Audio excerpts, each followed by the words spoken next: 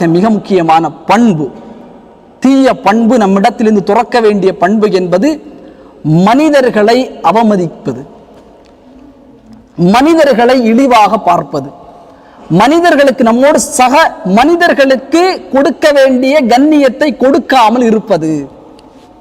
இது ஒரு மிகப்பெரிய தீய பண்பாக அல்லாஹ்வின் மார்க்கம் சொல்கிறது. ரசூல் ஸல்லல்லாஹு அலைஹி வஸல்லம் சொன்னார், பிற மனிதன், நம்மோடு வாழக்கூடிய சக மனிதன். காரணம், வலக்கத் கர்ரப்னா பனி ஆதம், ஆதமுடைய பிள்ளைகளை கண்ணியப்படுத்தியது யார்? அல்லாஹ். அல்லாஹ் சொல்கிறான், ஆதமுடைய பிள்ளைகளை கண்ணியப்படுத்தியது நான். திட்டமாக ஆதமுடைய பிள்ளைகளை அல்லாஹ் கண்ணியப்படுத்தி இருக்கிறான். அப்ப நம்மோடு சகமாக வாழக்கூடிய மக்களிடத்தில் அவர்களுக்கு கொடுக்க வேண்டிய டிக்னிட்டி, அதை நாம் கொடுக்க வேண்டும். ரசூல் ஸல்லல்லாஹு அலைஹி வஸல்லம் அபூதர் அல் கிஃபாரி ரலியல்லாஹு தஆலா, அபூதர் ரலியல்லாஹு தஆலா ஒரு குலத்தினுடைய தலைவராக இருக்கிறார். அல்லாஹ்வின் தூதரோடு இஸ்லாத்தை ஏற்குகிறார். அல்லாஹ்வின் தூதரோடு மதீனாவுக்கு வருகிறார். வந்து அங்கே இருக்கிறார். அந்த சமயம் ஒரு மஷூரா நடைபெறுகிறது சஹாபாக்களுக்கு மத்தியில். அப்ப அபூதர் ரலியல்லாஹு தஆலா அந்த மஷூராவில் இருக்கிறார். பிலால் இப்னு ரபாஹ் ரலியல்லாஹு தஆலா அவரும் அந்த மஷூராவில் இருக்கிறார். பிலால் ரலியல்லாஹு தஆலா உங்களுக்கு தெரியும், ஹபஷாவுடைய கருப்பு அடிமை, கருகருவென்று இருப்பார். அவரும் அந்த மஷூராவில் இருக்கிறார்.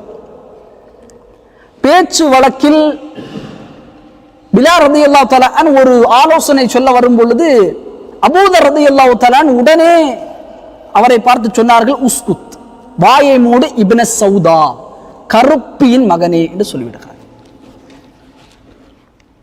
அல்லாஹ் அக்பர். பிலால் ரலியல்லாஹு தஆலா பேசுகிறார்கள். அபூதர் ரலியல்லாஹு தஆலா இப்ன சௌதா, கருப்பியின் மகனே, வாயை மூடு என்று சொல்லிவிடுகிறார். பிலால் ரலியல்லாஹு தஆலா கவலை வந்து விட்டது.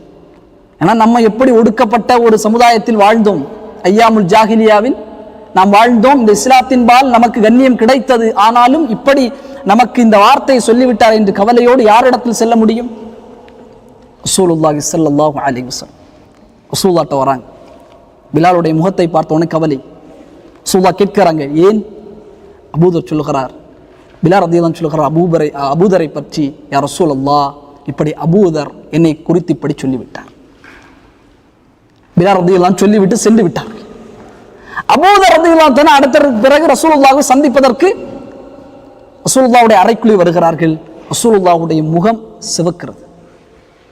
அல்லாஹ், ரசூல் ஸல்லல்லாஹு அலைஹி வஸல்லம் முகம் சிவத்த உடனேயே அபூதர் ரலியல்லாஹு புரிந்து கொண்டார்கள், பிலால் செய்தி எத்தி வைத்து விட்டார், சொல்லிவிட்டார். ரசூல் ஸல்லல்லாஹு அலைஹி வஸல்லம் பார்த்த உடனே சொன்னார்கள், யா அபூதர், அபூதரே, இன்ன இம்ரு ஃபீக்கல் ஜாஹிலியா, அறியாமை கால குணத்தை நீ கொண்டிருக்கிறாய் அபூதரே. அறியாமை கால குணமாக இருக்கக்கூடிய, பிறரை இழிவாக, தாழ்வாக, மட்டமாக பார்க்கக்கூடிய குணத்தை அபூதரே நீ உள்ளத்திலே சுமந்திருக்கிறாய். அபூதருக்கு தூக்கி வாரி போட்டு விட்டது. ஓடி சென்றார்கள் பிலாலை பார்ப்பதற்கு. பிலால் ரலியல்லாஹு தஆலா ஒரு மலை குன்று மீன் நின்று கொண்டிருக்கிறார். ஓடி சென்றார். சென்று பிலால் ரலியல்லாஹு தஆலா அவருக்கு முன்னால் அபூதர் ரலியல்லாஹு தஆலா தன்னுடைய முகத்தை அப்படியே தரையில் வைக்குகிறார்.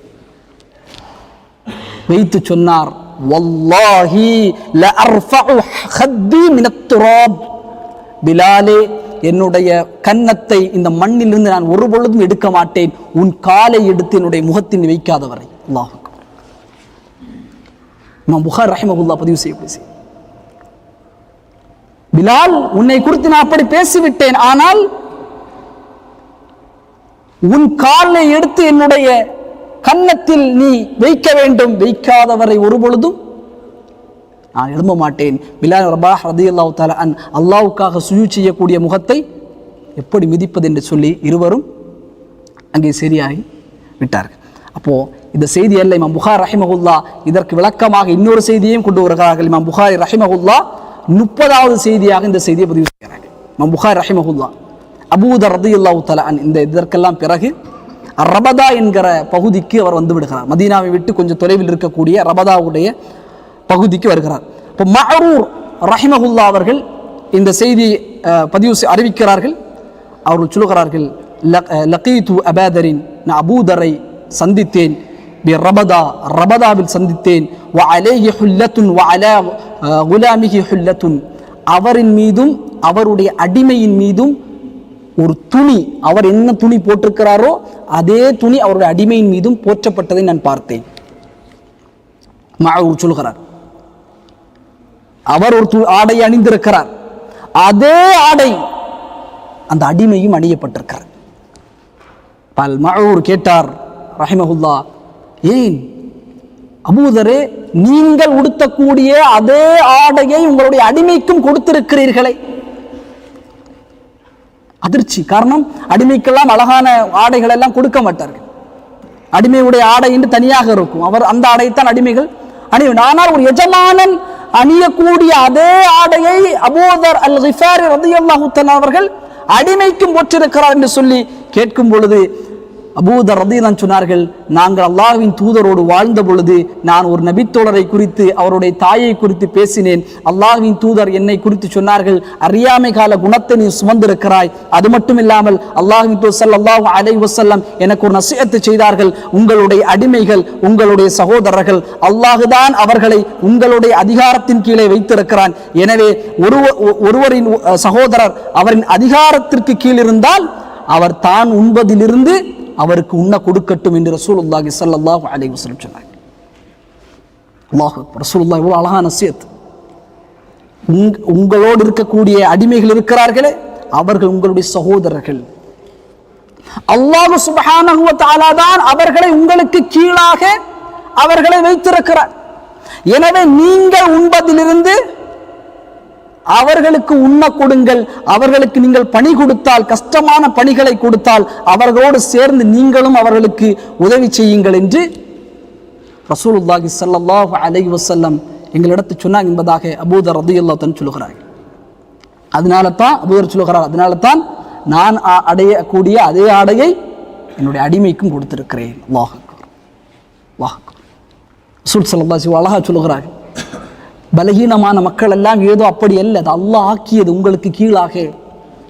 அப்படி ஆக்குவதெல்லாம் நீங்கள் உயர்ந்தவர்கள் அவர்கள் தாழ்ந்தவர் என்பது அல்ல, அவர்களிடத்தில் நீங்கள் எப்படி நடந்து கொள்கிறீர்கள் என்பதை பார்க்க அல்லாஹ் விரும்புகிறார். ஆனால் பலகீனமான மக்களை பார்க்கும் பொழுது அவர்கள் இழிவுபடுத்துவது, கேவலப்படுத்துவது இல்லாமல் ரஹிம ரப்பி, நம்முடைய சக மனிதனுக்கு கொடுக்கக்கூடிய கண்ணியத்தை நாம் கொடுத்தே ஆக வேண்டும். உங்களுடைய அதிகாரத்திற்கு கீழ் இருக்கக்கூடிய மக்களையும் உங்கள் சகோதரரை போன்றுதான் அவர்களையும் அவர்களோடு நடந்து கொள்ளக்கூடிய முறைகளையும் நீங்கள் ஆக்கிக்கொள்ள என்பதாக ரசூலுல்லாஹி ஸல்லல்லாஹு அலைஹி வஸல்லம் சொல்லி காட்டினார். ரொம்ப முக்கியம். அதே போல அந்த சகோதரர்களுடைய உடல் அமைப்பையோ அல்லது வெளிரங்கங்களையோ பார்த்து கமாண்டும் நாம் அடிக்கக்கூடாது.